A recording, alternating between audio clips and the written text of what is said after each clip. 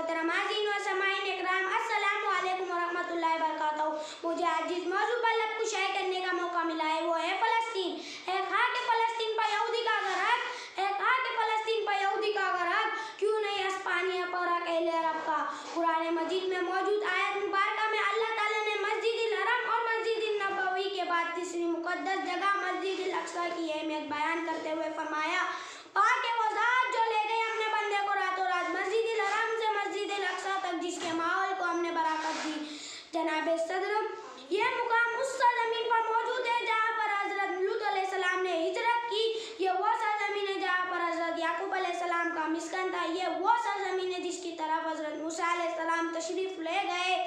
और सबसे बड़ी बात यह है कि उस सरज़मीन पर मौजूद मस्जिदिल अक़सा में मेराज के मौके पर तमाम अंबिया को इमामत हज़रत मोहम्मद सल्लल्लाहु अलैहि वसल्लम ने की। हाज़रीन इकराम, मगर अफसोस कि हम फ़लस्तीन पर किए जाने वाले जुल्म व सितम, बर्बरीत इंसानी हुकूक बेमाली बयान कर सके। खून के आंसू रो रही है माओं के हाथों में अपने बच्चों के टुकड़े हैं। बच्चों के सामने अपने माओ बहनों को दफनाया जा रहा है। कितने बच्चों से सर से वालिदैन का साया उड़ गया है।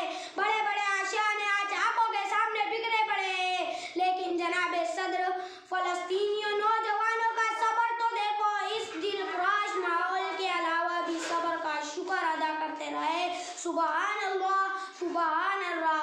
हाज़रीन महफिल, चले आज हम सब मिलकर फ़लस्तीनियों के हक में अल्लाह ताला से दुआ मांगे और इस्राइलों को बाइकॉट करें।